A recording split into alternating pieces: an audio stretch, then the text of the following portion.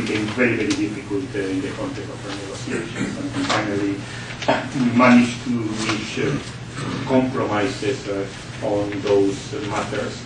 By the way, as far as cars is concerned, on rules of origin, the compromise that was reached with Korea is basically that the rule of origin that would apply for passenger cars under our FTA would be the same one which applies in the FTA that you negotiated with Korea. That is to say, a maximum foreign value of 45%.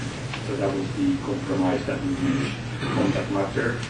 The issue of duty rollback became very, very difficult. It is something that our standard policy had always been to prohibit duty rollback in our free trade agreements. I understand that that is not the policy of the United States. You had a prohibition of duty rollback in NAFTA, but you haven't had such a prohibition in more recent agreements, and indeed you don't have it in the case of the agreement with the United States. But in our case, it implied a very significant change, so we had very difficult discussions internally. And finally, we reached on this matter a solution which we think is fair and which allows us to have a remedy if this was going to lead to problems in the future. So this is basically, I would say, what the FTA covers.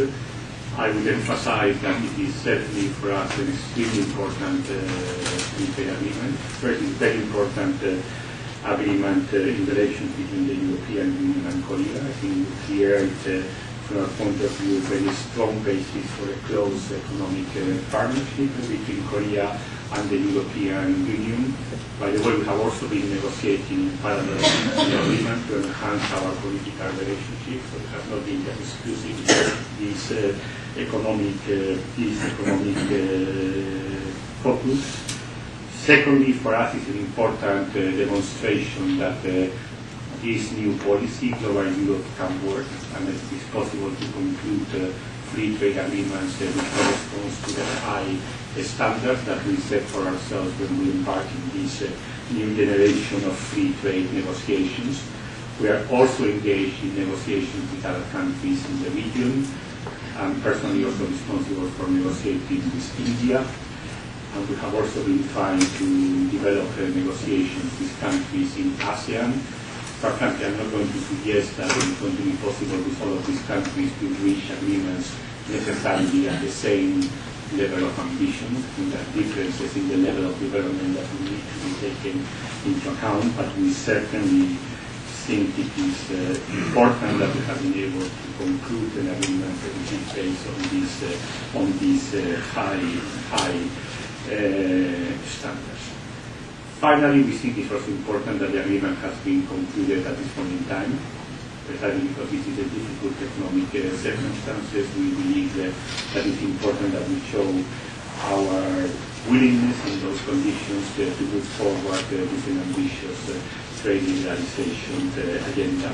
It certainly has not been easy, and frankly, I have to say we're still in the process, but we felt it was also important the signal that would be given by concluding these negotiations at this point in time. Maybe I should just stop here. Obviously, I have not really commented about the current FTA. As I said, my view is that the two agreements are very much comparable. Both of them are based on a very high level of condition. Of course, because our economic interests are not identical, that means that the agreements are not identical, but inevitably on different areas you will find different nuances in terms of what the agreements provide for. But I don't really see that there is any incompatibility, and certainly I think that ideally we would very much hope that those agreements can move forward and can be come into force next year. Thank you. Those are very informative remarks. I was actually I thought it was very pointed what you said towards the end about the current economic environment. In the U.S., we've been very occupied with other issues in the trade. So I'm just curious, was there ever any question in the EU of perhaps postponing or delaying the negotiations, or was it something that, despite the economic crisis, with regard to trying to keep pushing forward with the EU-Korea FTA? I think that politically we seen that it was very important that in the very difficult circumstances that we were being faced, that we did not detract from the trade policy agenda that we had developed. I mean, after all, in order to combat the economic crisis, one thing which is going to be important is to create new export opportunities for European firms. Precisely when you have a situation in which domestic demand is actually falling down, it's particularly important to create new export opportunities, and that's why we see that agreements like this actually are even more relevant in the conditions of the economic crisis. Now, this does not mean, of course, that this is a difficulty, that this is an easy issue, and certainly this is an element which has been fully taken into account. But no member state any moment suggested that this was something that was not appropriate to conclude at this point in time because of the overall economic situation. Welcome to questions from the floor. Hi, it's Eric Warren, Ignacio, one thing that you mentioned is the issue of geographic indicators. This is something, looking at the annexes agreement, it looks like, to my relatively ignorant eye, that you've expanded it beyond wine and spirits to other products. How significant is your accomplishment on GIs in this agreement, and is it precedent-setting? What do you see being the impact going forward? Also, on the political approval issue, the last time I checked in, there were countries like Italy that still had problems with the duty drawback issue. You mentioned the Parliament. Do you see the continued problems in the auto industry as causing opposition in the Parliament? Well, first, thank you, but I'm not an ambassador. Anyway, on the issue of geographical indicators, we think it's important that despite the fact that Korea and the European Union do not necessarily have the same approach to this issue unilaterally, that we have managed to develop an approach to the protection of geographical indications which reconciles our respective perspectives on the matter. It is based on applying not only to wines and spirits but also to other agricultural geographical indications, and it is very much based on the level of protection which is provided for under TRIPS for wines and spirits.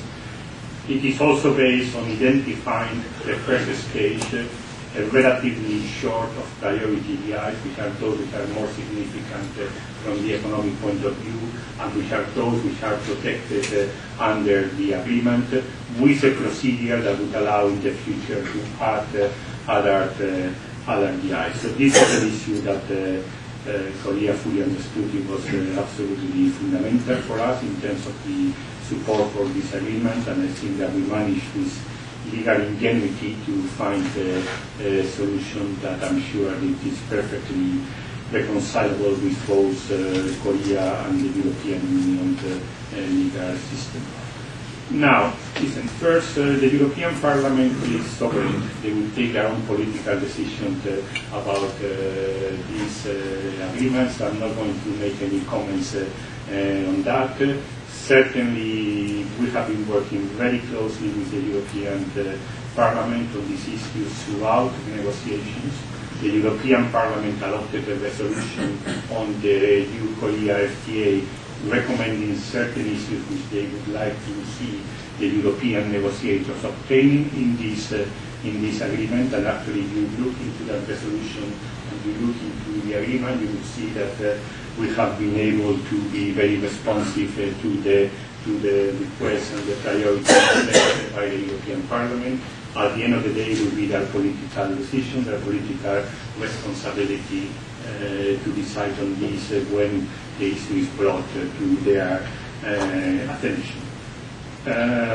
We would not have initiated this agreement if we had not, after very detailed and in-depth discussion with all member states, come to the very clear conclusion that there is the political support in the Council to go ahead.